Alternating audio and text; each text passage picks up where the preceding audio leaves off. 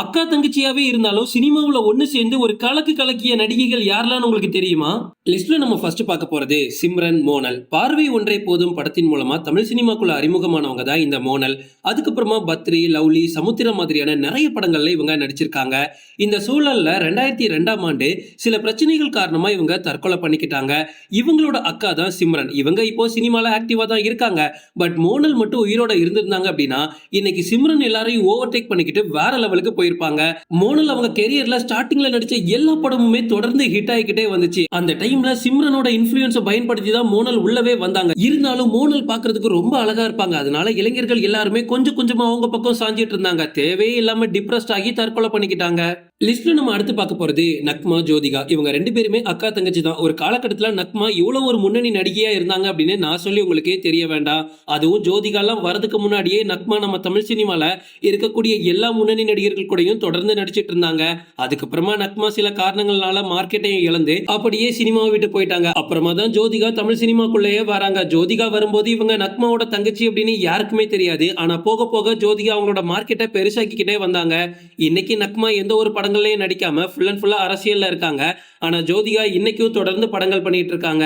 லிஸ்ட்ல நம்ம அடுத்து பார்க்க போறது ஊர்வசி, கல்பனா. இப்ப இருக்கக்கூடிய 2K கிட்ஸ்க்கு கல்பனா யாருன்னு தெரிஞ்சிருக்க வாய்ப்பு இல்ல. ஆனா நீங்க 90s கிட்ஸா இருந்தீங்க அப்படின்னா கண்டிப்பா கல்பனாவை உங்களுக்கு ரொம்ப பிடிக்கும். 90s காலகட்டத்துல பல முன்னணி நடிகர்கள் கூட இவங்க படம் பண்ணிருக்காங்க. ஊர்வசி அளவுக்கு இவங்களுக்கு மார்க்கெட்டோ இவங்களுக்கு ஃபேமோ இல்லனாலும் இவங்களும் ஒரு சிறந்த நடிகையா தான் தமிழ் சினிமால வலம் வந்திருக்காங்க. பாக்கியராஜோட சின்ன வீடு, பம்மல் கே சம்பந்தம், சதி லீலாவதி இந்த மாதிரி படங்கள்ல கல்பனாவோட கேரக்டர்ஸ் எல்லாமே சூப்பரா இருக்கும். இவங்க 2016ஆம் ஆண்டு இறந்து போயிட்டாங்க. ஆனா ஊர்வசி அப்படி இல்ல, இன்னைக்கு வர தொடர்ந்து சினிமால நடிச்சுக்கிட்டு தான் இருக்காங்க. இனிமேலும் நடிக்க தான் போறாங்க. அக்கா தங்கச்சி தான் இவங்க ரெண்டு பேரும். இவங்க ரெண்டு பேருமே நம்ம சினிமா கிடைச்ச ஒரு வரம் அப்படின்னு சொல்லலாம். இன்னைக்கு ஊர்வசி பண்ணக்கூடிய ஒவ்வொரு கேரக்டரும் எவ்வளவு சூப்பரா இருக்குன்னு நமக்கு நல்லாவே தெரியும். முன்னாடி அவங்க ஹீரோயினா இருக்கும் போதும் இப்படிதான். இடையில குடிப்பழக்கம் மட்டும் அவங்களுக்கு இல்ல அப்படின்னா நம்ம எதிர்பார்த்ததை விட ஊர்வசி எல்லாம் எங்கேயோ போயிருப்பாங்க. ஆனா தேவையே இல்லாம குடிக்கு அடிமையாகி சில வருஷங்களை வேஸ்ட் பண்ணிட்டாங்க. லிஸ்ட்ல நம்ம அடுத்து பார்க்க போறது ராதிகா, நிரோஷா. இவங்க ரெண்டு பேரும் அக்கா தங்கச்சி தான். ராதிகாவை நமக்கு நல்லாவே தெரியும். ஆரம்பத்துல சினிமால நடிச்சுக்கிட்டு ஒரு முன்னணி ஹீரோயினா இருந்திருக்காங்க.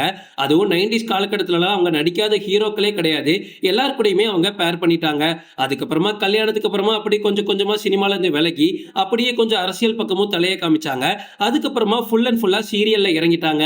ஆனா நிரோஷா அப்படி கிடையாது. சினிமா பக்கம் அவ்வளவா வந்ததே கிடையாது. ஆரம்பத்துல இருந்து இப்ப வரைக்குமே அவங்களோட முழு கவனத்தையும் சீரியல்ல மட்டும்தான் செலுத்திட்டு வராங்க.